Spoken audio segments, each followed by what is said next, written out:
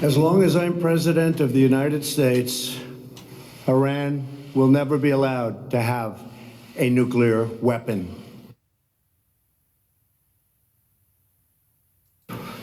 Good morning. I'm pleased to inform you the American people should be extremely grateful and happy. No Americans were harmed in last night's attack by the Iranian regime. We suffered no casualties.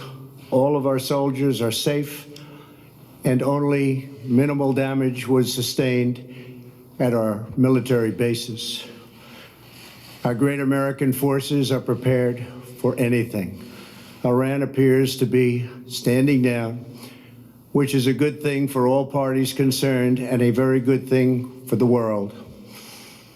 No American or Iraqi lives were lost because of the precautions taken, the dispersal of forces, and an early warning system that worked very well. I salute the incredible skill and courage of America's men and women in uniform. For far too long, all the way back to 1979 to be exact, nations have tolerated Iran's destructive and destabilizing behavior in the Middle East and beyond. Those days are over.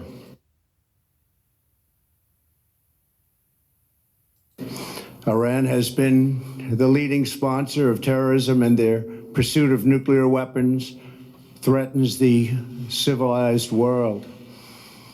We will never let that happen.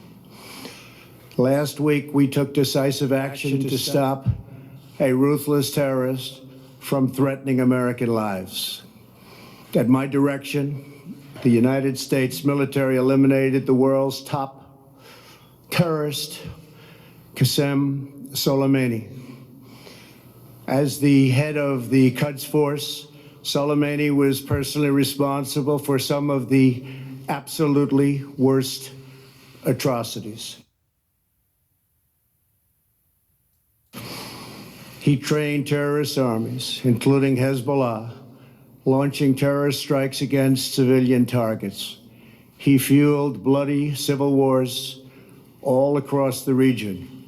He viciously wounded and murdered thousands of U.S. troops, including the planting of roadside bombs that maim and dismember their victims.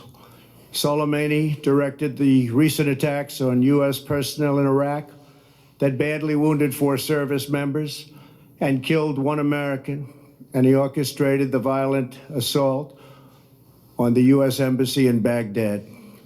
In recent days, he was planning new attacks on American targets, but we stopped him. Soleimani's hands were drenched in both American and Iranian blood. He should have been terminated long ago. By removing Soleimani, we have sent a powerful message to terrorists. If you value your own life, you will not threaten the lives of our people. As we continue to evaluate options in response to Iranian aggression, the United States will immediately impose additional punishing economic sanctions on the Iranian regime. These powerful sanctions will remain until Iran changes its behavior. In recent months alone, Iran has seized ships in international waters, fired an unprovoked strike on Saudi Arabia, and shot down 2 U.S. drones. Iran's hostilities substantially increased after the foolish Iran nuclear deal was signed in 2013, and they were given $150 billion, not to mention $1.8 billion in cash. Instead of saying thank you to the United States, they chanted death to America. In fact, they chanted death to America the day the agreement was signed. Then Iran went on a terror spree, funded by the money from the deal, and created hell in Yemen, Syria, Lebanon, Afghanistan, and Iraq. The missiles fired last night at us and our allies were paid for with the funds made available by the last administration. The regime also greatly tightened the reins on their own country, even recently killing 1,500 people at the many protests that are taking place all throughout Iran.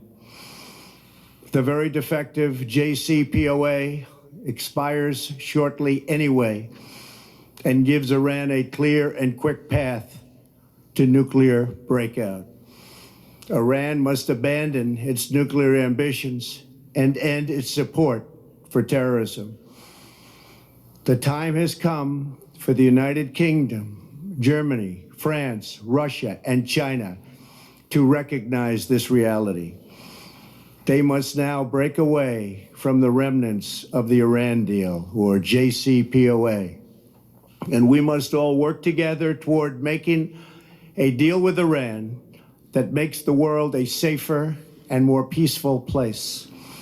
We must also make a deal that allows Iran to thrive and prosper and take advantage of its enormous untapped potential.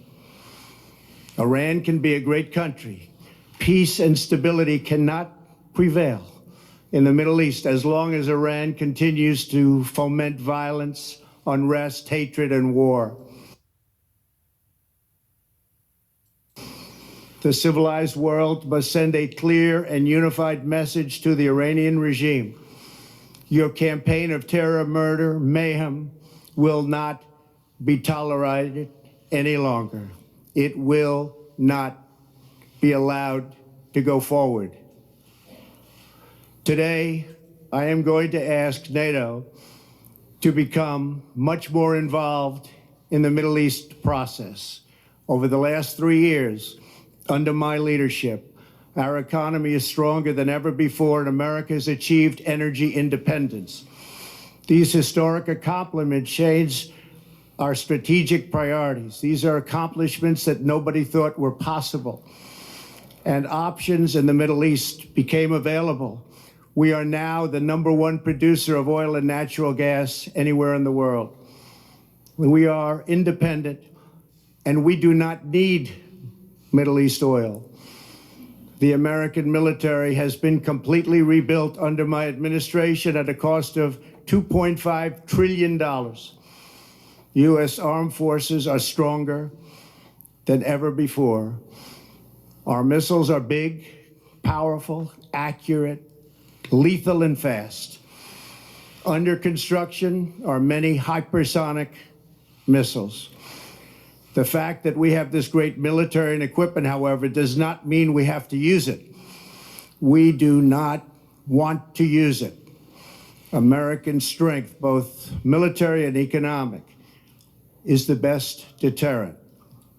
3 months ago, after destroying 100% of ISIS and its territorial caliphate, we killed the savage leader of ISIS, al-Baghdadi, who was responsible for so much death, including the mass beheadings of Christians, Muslims, and all who stood in his way.